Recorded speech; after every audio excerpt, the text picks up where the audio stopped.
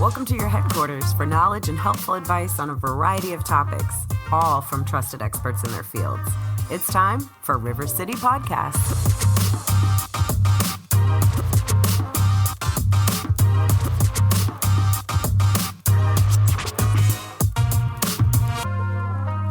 Jason B. Ingram is an accomplished professional with an associate's degree in financial services and a bachelor's degree in business administration, currently serving as the sales manager at Intercon LLC. He brings a wealth of experience in warehouse planning and automation to drive business growth and strengthen client relationships.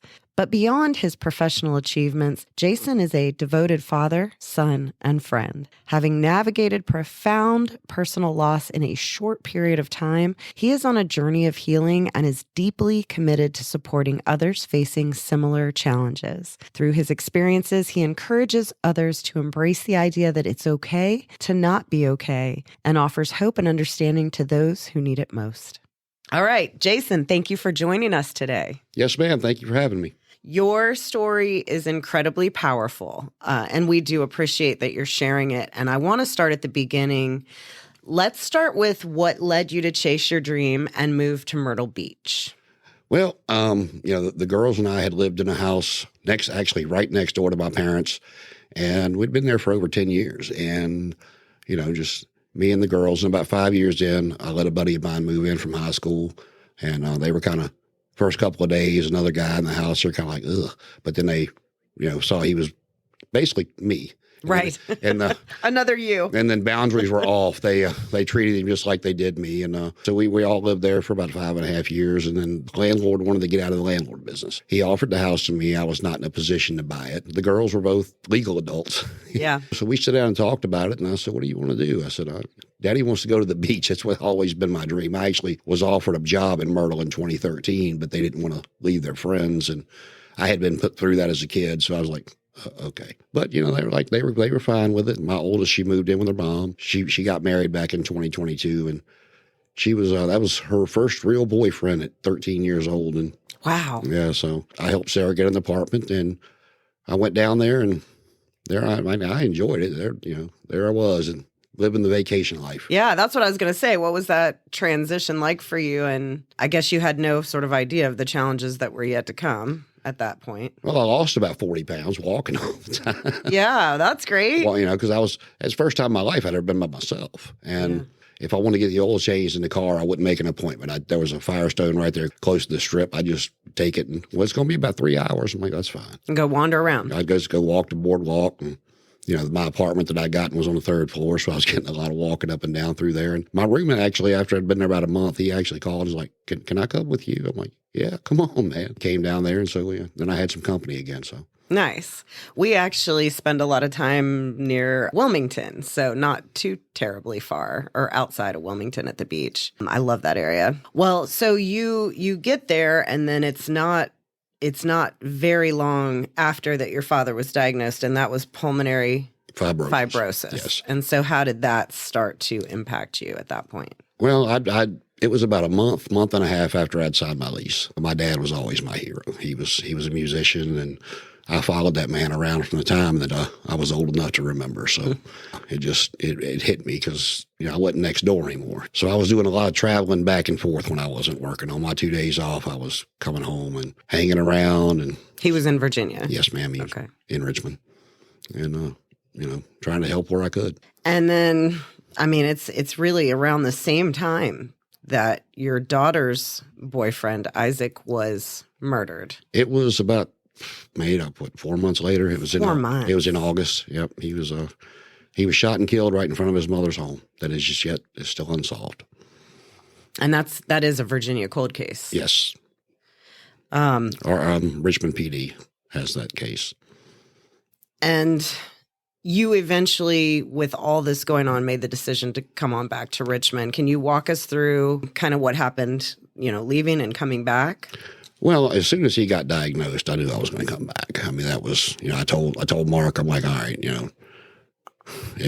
I got to go back. Yeah. He was like, that's fine. I'm following you. I'm like, all right. Yeah. And like I said, couldn't get out of my lease early. Well, after the move, I didn't have the money to get out of my lease early. So I was, like I said, working and coming a lot of back and forth. And then once, she was with her boyfriend when he was killed. She was standing right next to him. And so I can only imagine. I mean, it's bad. It'd be bad enough standing next to a stranger. Right. They get shot and killed. But when you're standing next to somebody, they were young, so you don't know what happened down the road. But at the time, teenage love, and somebody you think you're going to spend the rest of your life with, I can't even imagine. Yeah. I can't imagine what she went through. And so I was definitely doing a lot of coming back and forth then. So first your dad, then Isaac, and then I know this part is tough, but walk us through kind of what happened next with Sarah Linn and the timing. Well, but after Isaac, I had 3 very close friends between September and December pass. One from her breast cancer returned, and I had another friend that just wasn't feeling real well, and his wife finally talked him into going to the hospital, and they sent him home on hospice with colon cancer that they couldn't do nothing for. And then I had another friend of mine in December that passed from COVID that year. And, so I was able to get out of my lease a little bit early and found a house, not the one I was in, but the one next door to it came available. So it was 2 doors over from my parents, and Sarah was all excited because I'd actually tried to talk her into coming out of the beach just to get away and clear her mind. Even the police were like, look, we don't know who did this. We don't know if you might be a target. You should go with your dad. And she was determined that she was going to find out who killed her boyfriend. She started the hashtag Justice for Isaac, and it's it's not as big as a lot of hashtags, but it got a very good following around here. And so we got the place and went down, rented the U-Haul, got that filled, came back, and pulled it in the driveway on a Friday night. And we had painters coming the next morning. Her and a friend of hers that she was with left. And, I had 2 boys when I was very young that lived with my parents all their lives. And the oldest one left, went up the street, and he called. He said, something's going on top of the road. I can't go left on Beulah Road. Oh, okay. Well, we didn't hear any sirens or anything. And my dad was actually in the hospital not in the hospital. He'd been in the hospital for COVID and pneumonia at the same time, and they had sent him to a rehab center. So later that afternoon, I was supposed to go pick him up. He was coming home. But then the next boy, he left about an hour and a half later, and he called and said whatever was going on was still going on. And we went, oh, okay. Then it was time to go get my dad, and got up to the top of the road, and I just happened to look, and I saw the car. You recognized the car? Well, I didn't fully recognize it, but it looked familiar. So I turned right, circled back through the neighborhood, and pulled off to the side. And, police officers are funny about people getting out of the car with stuff like that. And I got out of the car, and one came walking toward me. I said, sir, I'm not trying to be nosy, but that looks a lot like the car my daughter left at the house in. It was literally 45 seconds away from the house. And he said, what's your daughter's name? And I told him. I said, Sarah Linn. He said, just hang tight, hold on a minute. And then another officer walked over and told me she had passed. God. I'll try to keep this together. Yeah. It's just, I don't know if I shared this with you, but my stepbrother died in a motorcycle accident at 18. And my dad was a police officer who, handled all of the coroner calls. And so we had, a very similar situation where it was an accident that you were trying to figure out. He had somebody else's ID on him, so that got confused. And we've been there. We've been there in that place. So obviously, extremely devastating. Can you talk us through how you began to even begin to process that kind of grief? Shock is. Yeah. It went from shock to, is this real, to anger, and just all over the place. I didn't mess with that house for probably 2 weeks. A lot of her stuff was still in the living room. And, I kind of just, if you've ever had to do this, and, most people our age have, but. It's amazing how many haven't. That's true. But, for anybody that has, I think they'll understand this. You're so busy with the funeral arrangements and, everything that comes along with that, the viewing, the funeral, you want to throw your phone across the floor because people mean well, but how many times can you say thank you? And, like I said, I know people mean well. Yeah. And it's not telling people not to reach out. Some people need to talk. Others, like me, I just want to be left alone. Well, here's a tip I would just say to anyone who is friends or has a loved one that's going through something like what you went through that I learned a long time ago is, of course, you reach out, but you finish your sentence. You end it with, you do not need to respond to this. Yes, ma'am. I just wanted you to know that I'm thinking about you. Yeah, and I think I had met Isaac's mother, on a few occasions. I'd never met his father. And this number kept calling me over and over again that I did not recognize, and I just kept hitting the ignore button. And he finally left a message saying, I want to help, please call me back. And that's when I spoke to him for the first time. Well, the two of you, just what a connection I would imagine that would be, that you both had this tragic loss of two children that loved each other. Within 6 months. Wow. Yeah, he was very gracious. He, because again, it was trying to figure out what to do, how are we going to do this? And this is not a plug for life insurance, but if you got children, whole life, if, God forbid you ever need it for what it's there for, but it'll gain interest. You can use it for college. You can use it for anything once they turn 18. They can use it for a car. Absolutely. Absolutely. If they don't want to go to school, they can use it for whatever. But again, it didn't, I didn't know what I was going to do. And he called and said that he had gotten a couple of spots at Sunset, and he wanted to offer me one for her so she could be close to Isaac. That's where she's at. Wow. Yeah, I've had a lot of, with networking and things, a lot of life insurance people that I've talked to, and it's when you go through something like this, the last thing you need on top of everything else is to have that financial stress, and to not know how you're going to handle it. That is just compounding all of it. So let's talk a little bit. Mark was your longtime roommate and friend, and it wasn't long after your oldest daughter's wedding that he passed away. Was that before Sarah or after? It was after. After. Within it was June of 2022. So her in February, and the similarities with her and Isaac. Isaac was supposed to be his brother's best man for his upcoming wedding. Sarah was supposed to be, of course, Tori's maid of honor. And, Mark had some health problems. He had been in a wreck and had some heart issues, had a defibrillator in his chest. And there had been times where if he had passed, I wouldn't have been surprised. But he'd been doing well. He went to Tori's wedding. God, I think he cried more than I did at Tori's wedding. But, every time my dad would move, he was like, Daddy, you need some help? You need some help? I got you. And I'm like, thank you. And, 3 days after her wedding, it was a Monday, and we were watching, something came on TV, and they were advertising the 20th anniversary of John Cena. I'm like, oh, Lord, he's been around 20 years. Wow. We are getting old. Yeah. So, we watched that night, and he went upstairs and went to bed, and, my fiance and I got up the next morning, and we were downstairs drinking coffee, and it just hit me that I hadn't even heard him get up and use the bathroom or anything like that. So I went up there and, hey, man, come on, get your day started. The coffee's on. Nothing, no grunt. Don't you do this to me. And I went there and shook him, and my fiance is a certified EMT, and I yelled for her, and, she come upstairs, and she said, honey, he's gone, call 911. And I was just like, So. It's just, I really don't think that I've ever met anyone that has had as many hits in a row as you. It's in the 3.5 year process. It's been 12 to 13 people. God.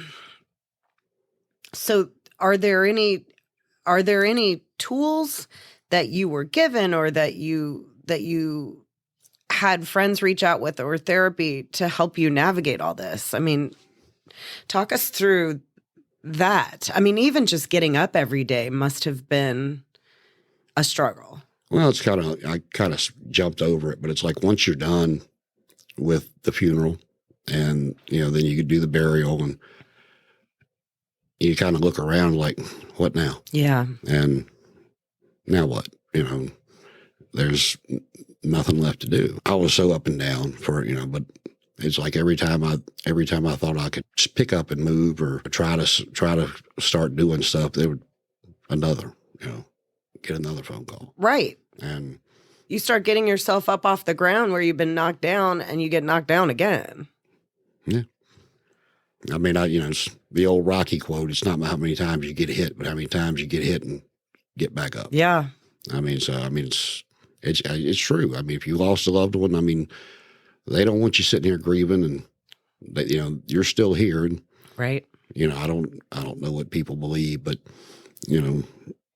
everybody has their own belief system. But I thoroughly believe that time moves differently in those places, and where it might be 20, 30, 40 years, or even just a year. It's like the same day for them. Right. So. Well, and like you were saying, it's really difficult because people want to reach out, and so many people reach out right after something happens, when you're in the midst of planning the funeral and doing all the things. And it's that 3 weeks later, that would be a good time to reach out. Yeah, You're kind of worked through the shock, I guess, of it. And that's where you really need people. And a lot of times they don't reach out then. I've done in another podcast, Flip Flops and Tears, I talked to people that have gone through really traumatic and tragic events. And inevitably, every single one of them has ended up coming out of that by creating something that would have never been created had it not been for the things that happen. And you've taken this grief and turned it into something meaningful with a YouTube channel and a podcast. Can you share with us what inspired those projects and what you hope to accomplish with them and just what they are? Well, my therapist has been amazing. He's been wonderful. People, sometimes they feel more comfortable talking to a stranger than they do somebody they're close to, because maybe they can separate the emotion if they're talking to a stranger. It just hit me one day to, even if nobody listens to the podcast, it gives me an outlet to talk about it. Yeah. And things that I felt, things that I still feel. And, you and I were talking earlier before we went on the air about the book, It's Okay Not to Be Okay. And that's a strong message. Anybody that's going through grief, and I would recommend that book. I mean, it tells you anything you're feeling is not wrong. And a lot of people just, they think they're doing it the wrong way. And your feelings and your emotions are yours, and nobody can tell you you're wrong. Yeah, I remember my first big loss started very early. It was 8th grade. And a very good friend of mine and his little sister, who I taught to ride a bike, both were killed in a car accident. And I remember 5 days after I was at school, and I couldn't stop crying. I mean, I just couldn't believe at that age that somebody could be gone forever and that could happen. And I remember kids at school going, "Are you still crying about that?" And I just was like, is something wrong with me that I am having a really hard time understanding what life is now that these significant people, I'm not seeing him in school anymore. He's not in my class anymore. He's gone forever. And everybody's going back to normal. Everybody's seemingly okay. And I'm not. That book would have been very helpful to me in 8th grade. Yeah, I was in high school with the first one that I really remember. We were friends, played basketball up at the Beulah pool and stuff like that. We weren't best friends. We didn't hang out a lot, but he had some people over to his house. We lived in the same neighborhood, and him and one of his buddies was playing with a gun, and it went off, and they helicoptered him out of the neighborhood, but, he passed. And it's like, As far as adult life goes, my first big loss was my grandfather, and, he spoiled me rotten. Mm-hmm. And that hit me really hard, especially after we had moved up here and I wasn't seeing him every day.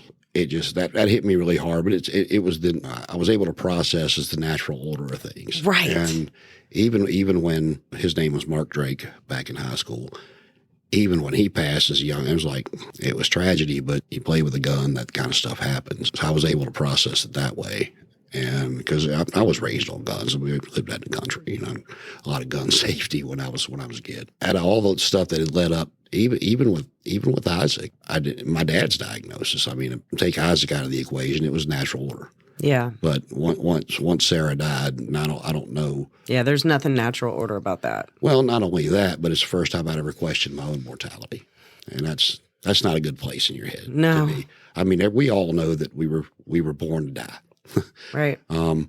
It's not something you need to dwell on. You need to think about. I was never one to contemplate suicide, but I went to bed a lot of times just not caring if I woke up. Yeah. So, it's like I said, when Sarah passed, it's the first time I ever started questioning my own mortality. So let's talk about the podcast, because you're really getting into a focus on grief, healing, personal experience. It's called Let's Talk with Jason B.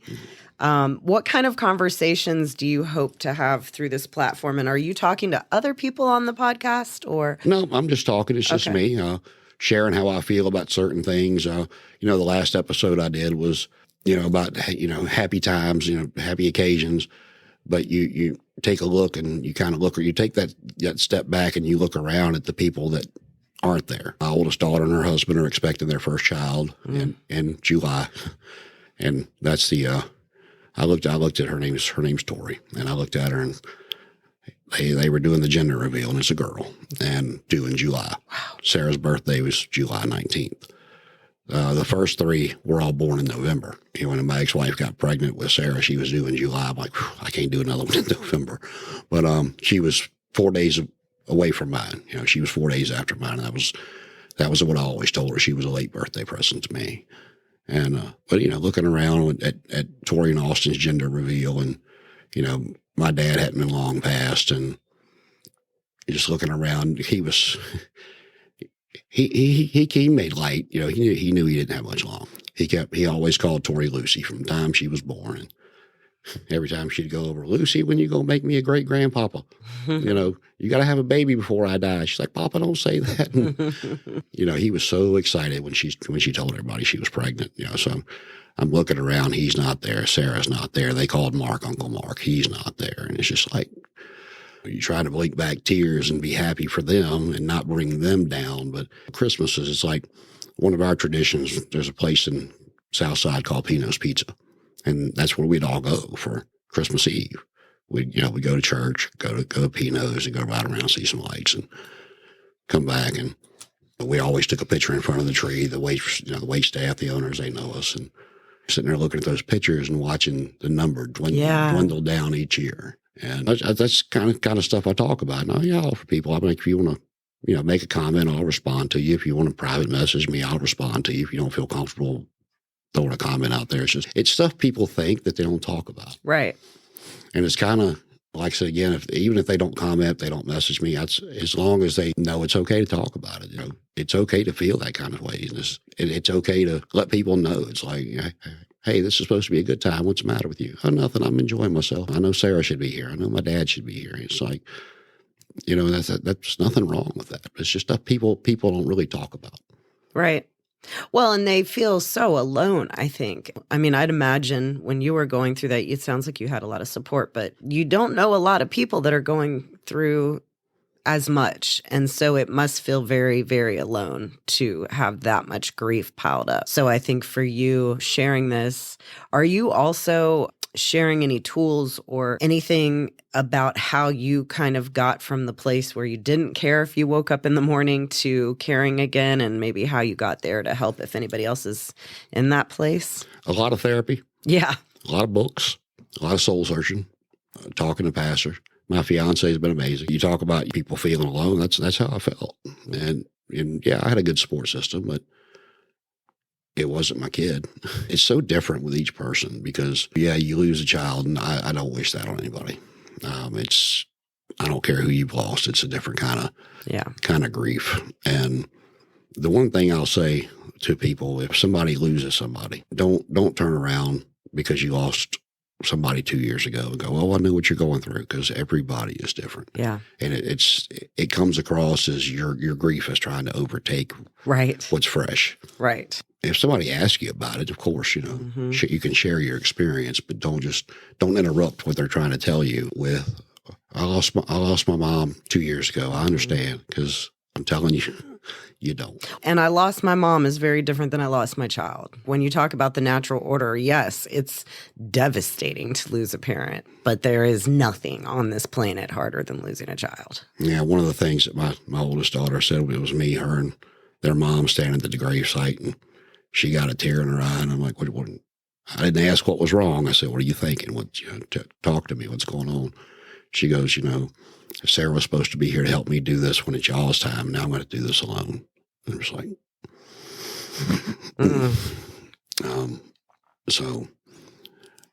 but it's like I said, it's just stuff that people don't talk about. And it took me a long time to figure out that I'm not alone, but that's how you feel. And when my dad passed in February, again, we knew it was coming, but it didn't make it any easier. Are we talking about February that just passed? Yes, ma'am. So he just passed. Yeah, they had given him a 2 to 5 year lifespan in 2021 when he was diagnosed. I researched that disease. He did smoke, but he had been quit for 25 years. It was not a smoker's disease. If you look it up, it's something like a lot of military guys come home with when they're in the field and they're burning stuff, that they're breathing those chemicals.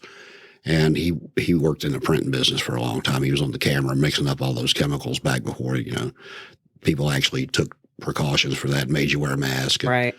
So can't be sure, but that's kind of where we think it came from. The last 2 weeks of his life, he had called me and wanted to know if he'd come out there and stay with me.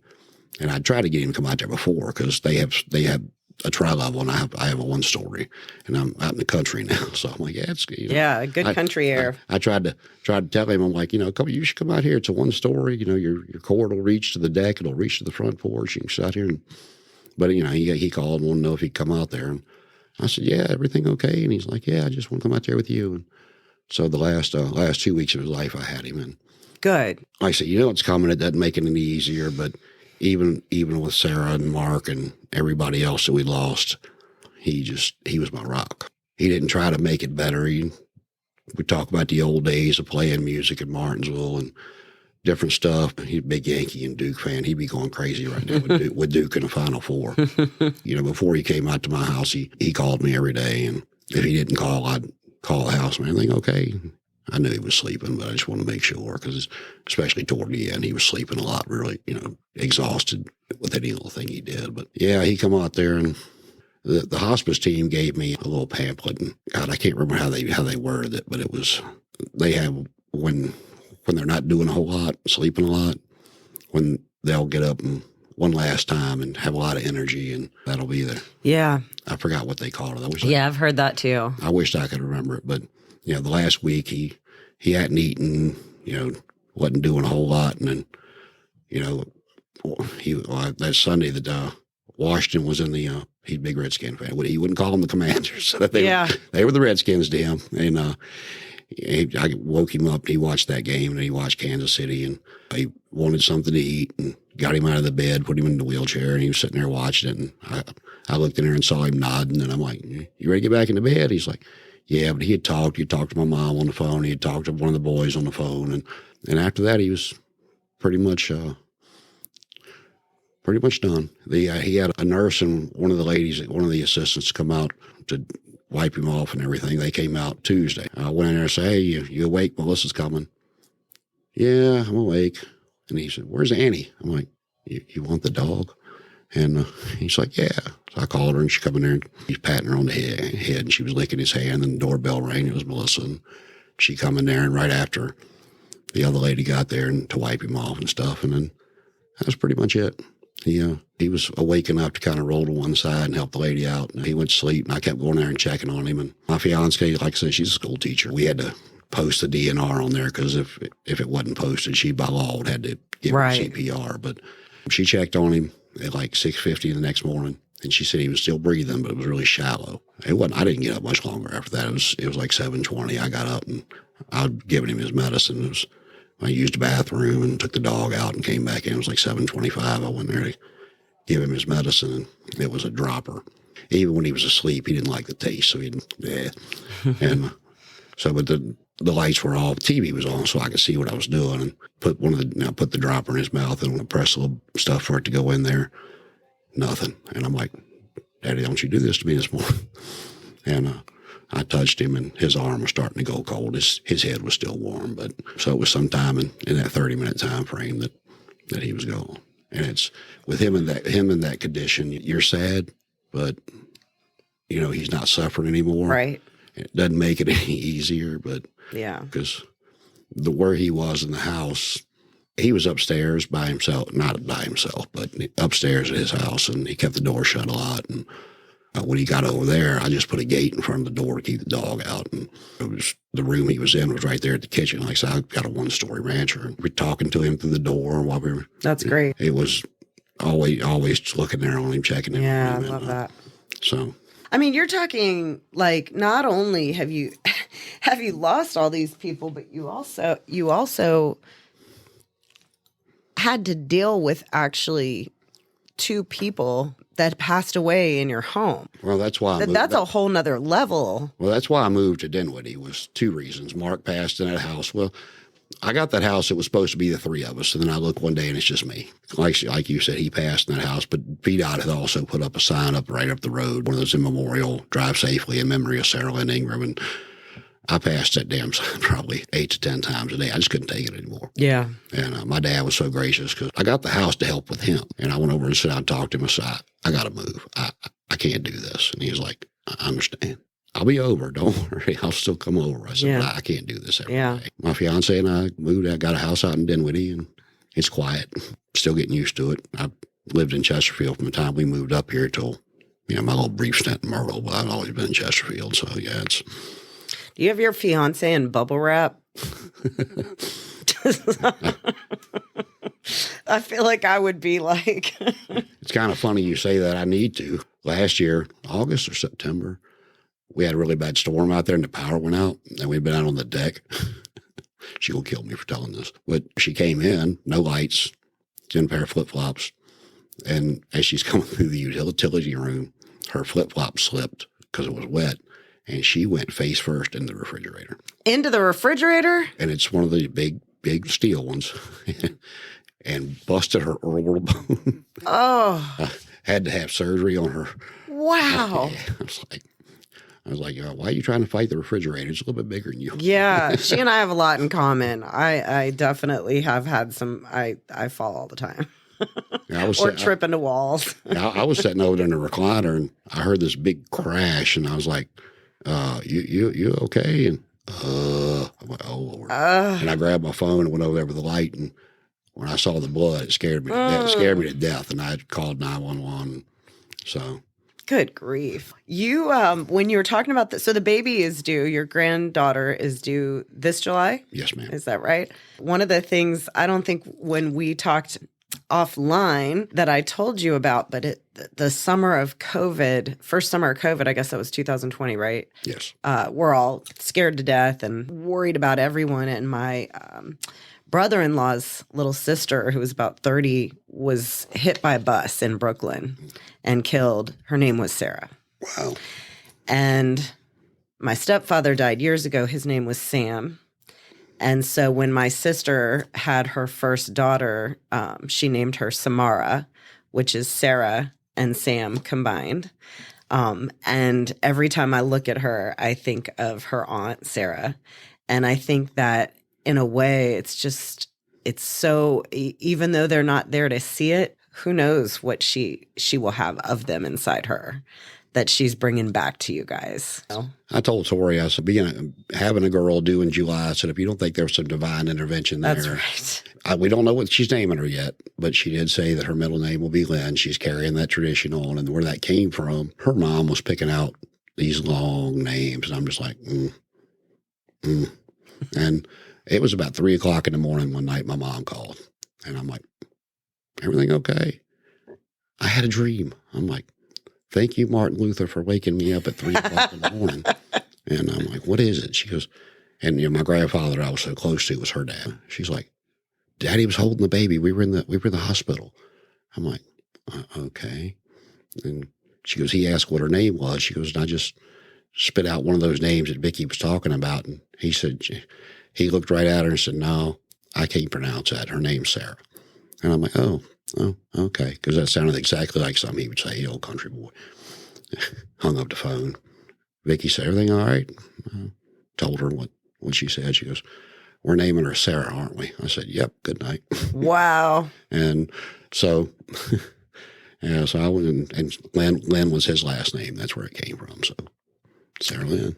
I'm Jessica Linn, by the way. Hers was Linn. Not sure. Linn. Yeah, so I'm Lyn. Yeah, that was but his the double N's. Yeah, that was his last name. We got the double N's. That's where it came from. And, again, you got to go back to what people believe and what they don't. I went to, we were expecting that snow on February 19th. So I went on the 18th before the weather hit, and it was the 3-year anniversary of her passing. And I went hey, I'm here a day early, honey, because I don't know if I can be here tomorrow. If I can, I'll come back. But I'm sitting there talking to her, and Dad was cremated because he was claustrophobic. And I said, I got the spot. Once emotional, but once Isaac's dad gave us a spot for her, I asked the cemetery, I'm like, is the one beside of her available? And they're like, yeah. I'm like, oh, okay.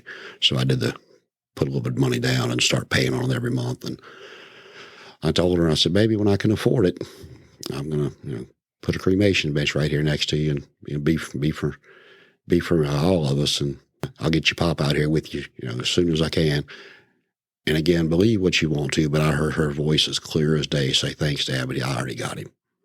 Wow. Wow. Sorry. I believe it. I believe every bit of it. Wow. And the dates are crazy. So Sarah passed in February 3 years ago? Yes. Okay. So my stepson's mother passed 3 years ago, March. And I realized yesterday that he came into my life in March. It was years ago, so I didn't connect that it was March that I came into his life or he came into mine, and then his biological mom passed in March. And then about a month ago, we filed for adoption so that I could legally adopt him, not because I needed to, but just for him.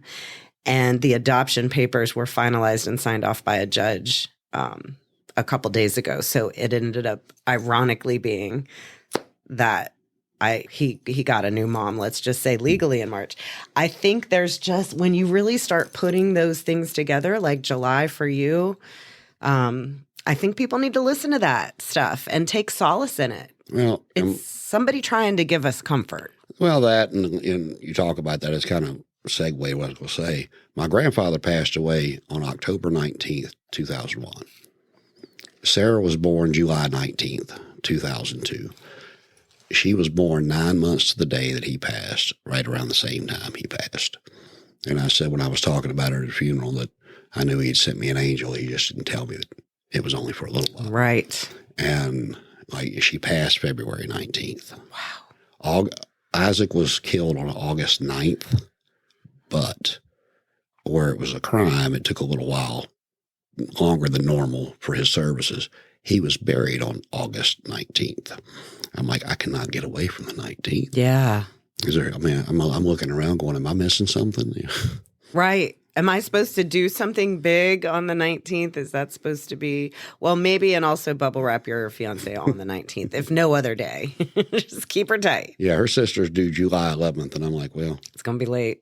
That's what both of them were late, so, and this is her first one, so.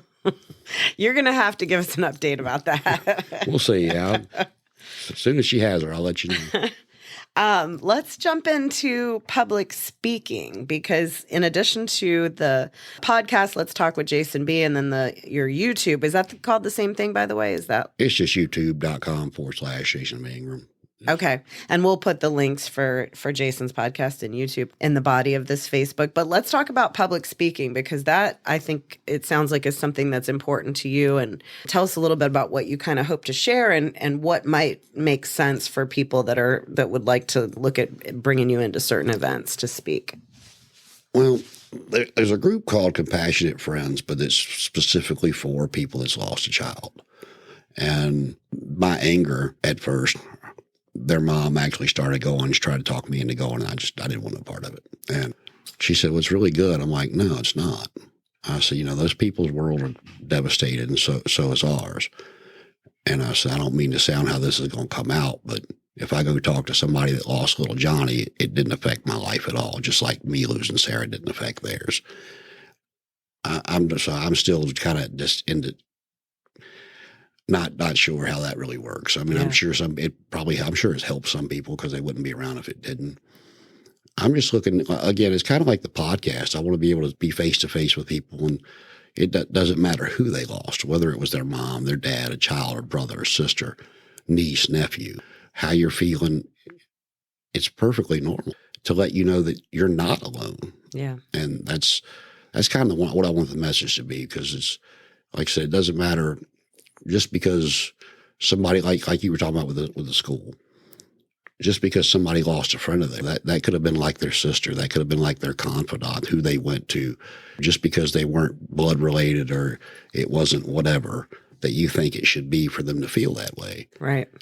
It's okay to feel that way. And that's the message I want to share, is kind of, and kind of the stages that I went through. You know, one of the things we were talking about, that book, It's Okay Not to Be Okay, that she talks about, is the 5 stages of grief. And off the top of my head, I can't remember the author's name that wrote that back in the 60s, but she said that lady had stated several times she wished she'd never wrote the book, because a lot of her profession had went to basically telling people that came in experiencing grief that was the way they had to do it. And everybody's different. Now, those stages are there. You know, of course they're there, but, you know, it's not in any particular order. Yeah. You know, one doesn't hit you harder than the other, or one will hit you harder than the other. And that's where she was apologizing for her profession. So, and you can be stuck in one of them for a really long time rather than progressing through so quickly, you know, or whatever.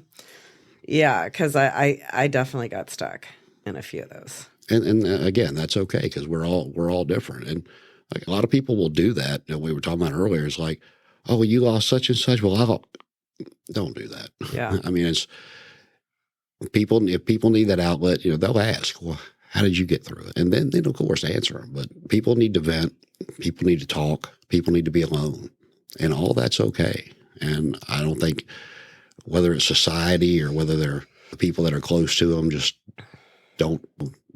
Maybe it makes them think about their own mortality. Maybe it makes them think about who they've lost or whatever. But a lot of people do feel alone. And like me, I had a good support system, but my mind felt like I was alone. Yeah. Where, like I said, you know, my oldest daughter, they were each other's first serious relationship, and they've been together. God, he was 14 and she was 13, or 13 and 12, whatever they were. And after a couple of years, I'm like, yeah, this was not going anywhere. So I knew she had her plans out in front of her. But you love all your kids equally.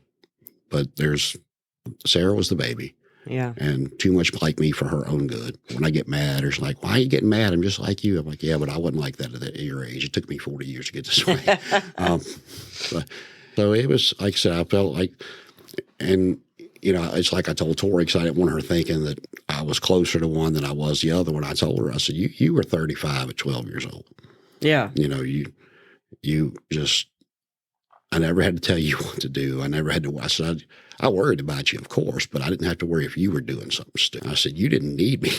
Yeah. I said, you had a plan, you followed it. I mean, and where she was so much more mature, she buckled down. She was done with high school. She wanted to get out of there. She didn't like what was going on. So she buckled down and took extra classes and night classes her junior year to be able to graduate early. She was just done with it. Wow. I said, you got a good, you know, your head was on straight. And I said, your sister was the one that I had to watch. And I always knew I had something to do, whether good, bad, or indifferent. Yeah. I knew I was going to be going somewhere. So I think, going back to talking about how people respond around you, one of the things that I noticed is that a lot of times you want to talk about the person that you've lost at a certain point in the grieving process. You really, it helps you to talk about them and remember them. And I've found that it makes people really uncomfortable. Like, they're really, really uncomfortable when you start talking about somebody that's passed and they know it's a really intense loss for you. You can feel them tense up. Yes, but the biggest thing I've noticed differently is being out there where I'm at that convenience store 3-4 times a week, so I've gotten to know those people pretty well. And, you know, when my dad passed, I didn't say anything, but he was like, you okay? You seem a little down today. And it's like, well, my dad just passed away. And I'm so sorry.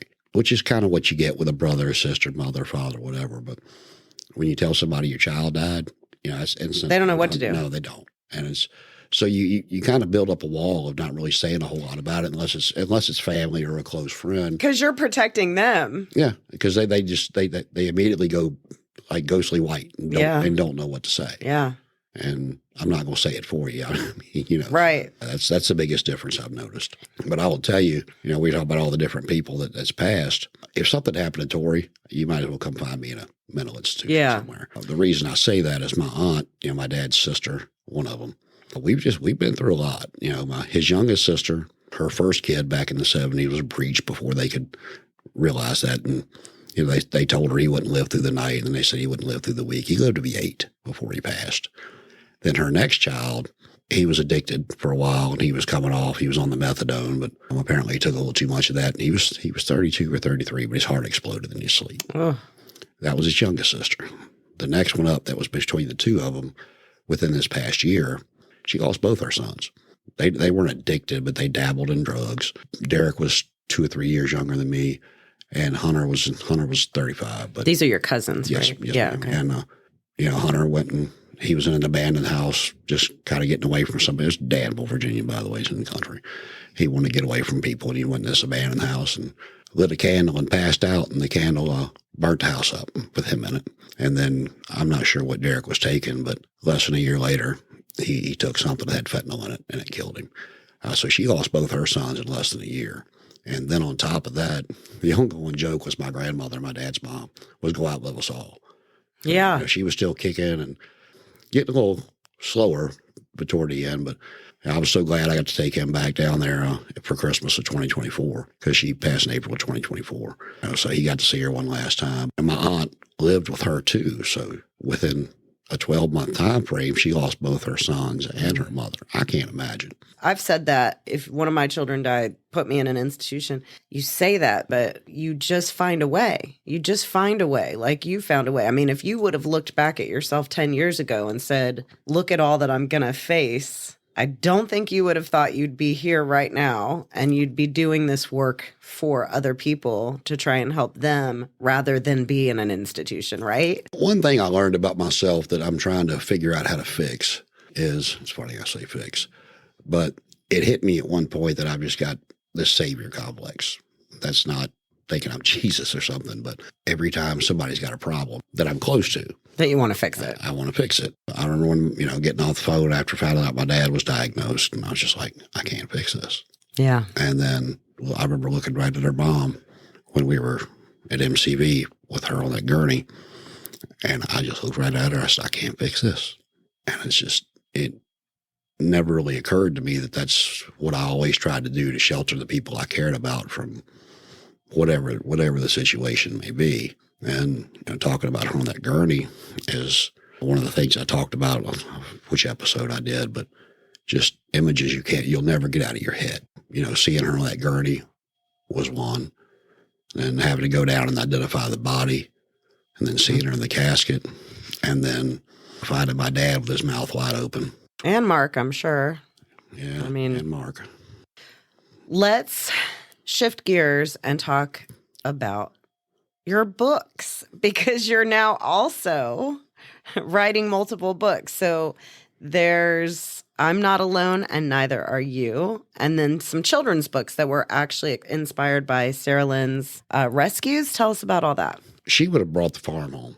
And where we live, down there where my parents are, I don't know if people they have half a heart, but kittens are always being dropped off in that circle. And right behind us is another circle. So I don't know if they're coming from our circle or that circle, but there's always umpteen kittens running around there. And she was trying to bring them all in the house. I'm like, stop. And then with a dog, she loved that dog. Oh my God. She told me, hey, Dad, I signed up on the Rover app to dog sit this weekend. I'm like, you did what? They're paying me $75. I'm like, so you're getting $75 for me to watch a dog. Got it. Dad. I'm like, why didn't you just ask me for the money? I'd have gave it to you. So the guy brought the dog. Sweet. Got in my bed the first night. I'm like, oh, this is what we're doing. Okay. And he was supposed to come get her that Monday. We didn't hear from him. I texted him, give me his number. Didn't hear from him until like Wednesday. And he started giving me a sob story saying he had to move back in with his dad and his sister was allergic and blah, blah, blah. I'm like, look, man, I like the dog. I'll help you out all I can. Just don't ignore my phone calls or my text messages. And so he come back over that Friday, gave me some money for food. I asked, did I care while I was watching her if he come over and walked or something? And so I'm like, no, that's fine. We never heard from him again. You are kidding me. Never heard from him again. So we got her, and right before when we were getting ready to get the house, right before she passed, she went to see one of her friends that had a dog. It was a sweet dog, but the girl also had a kitten. I mean, a teeny tiny kitten. And the dog was trying to play with it and wound up knocking the cat off or something, and it was limping.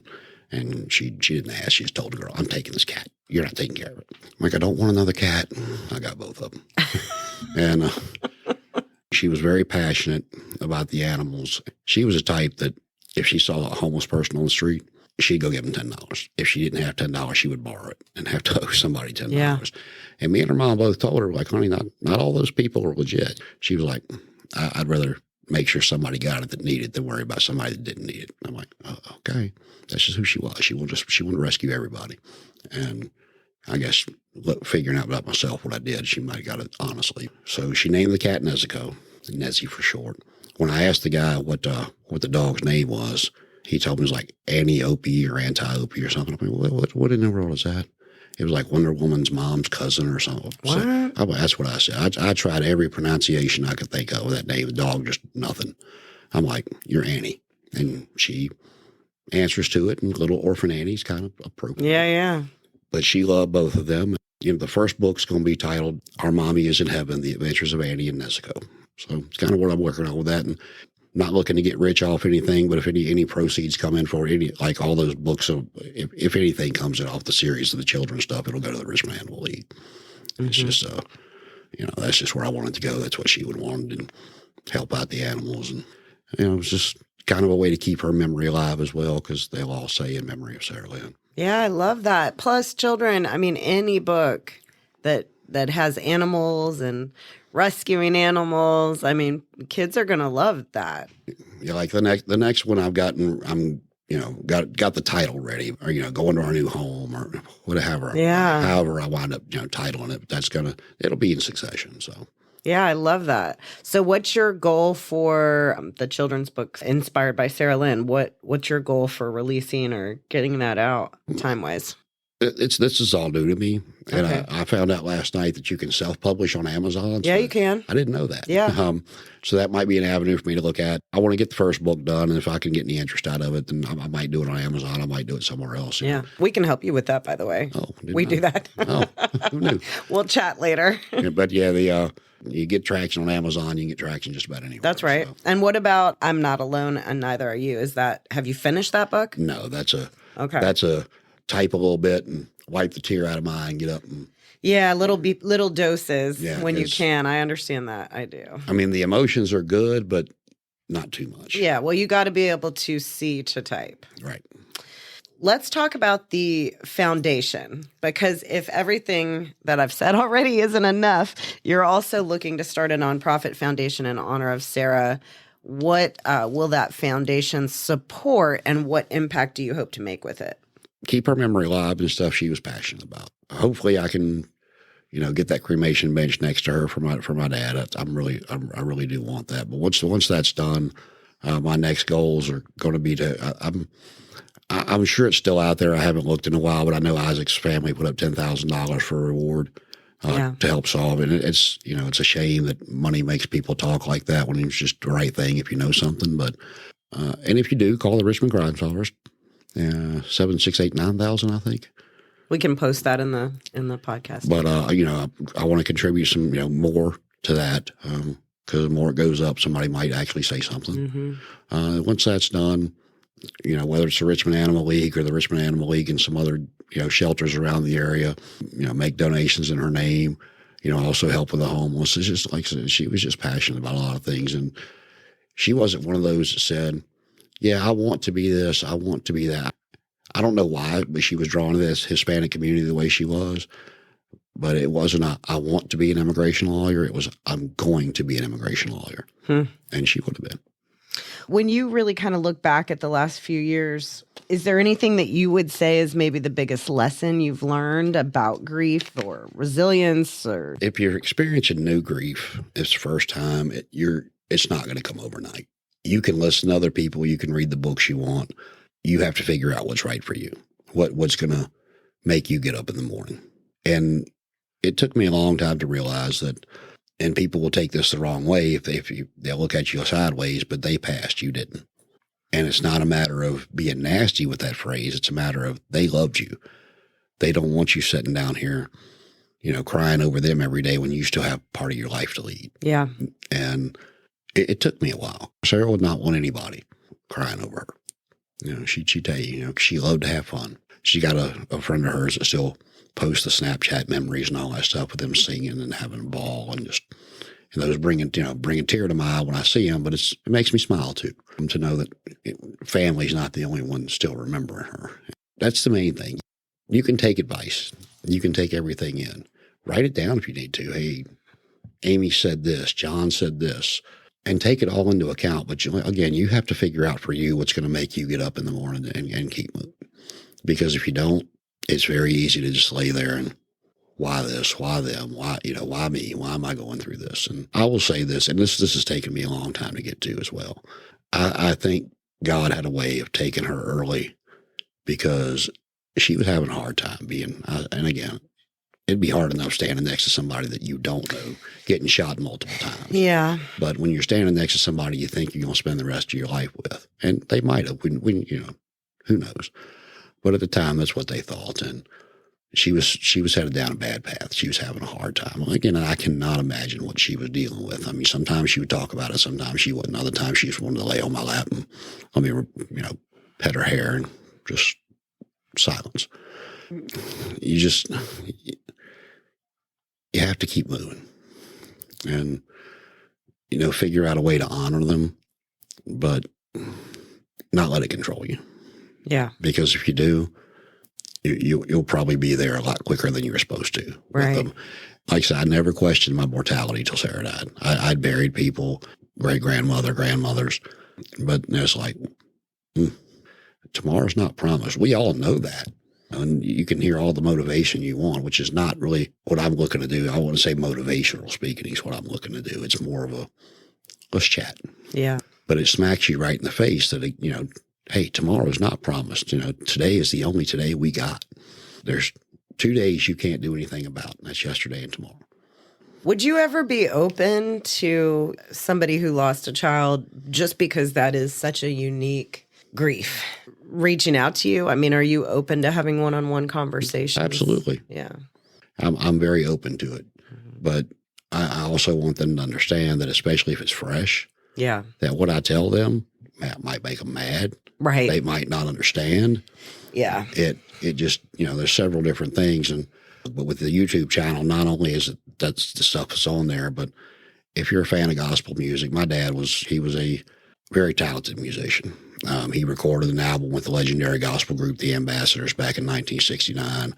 And then he did some stuff after we moved up here with the local gospel group. And there's a lot of his stuff on there. My grandmother actually recorded 2 gospel albums in Nashville. Wow. And those are on that YouTube channel as well. And if anybody wants to learn about Sarah Linn or Isaac, their tribute videos are on there. My dad's tribute videos on there.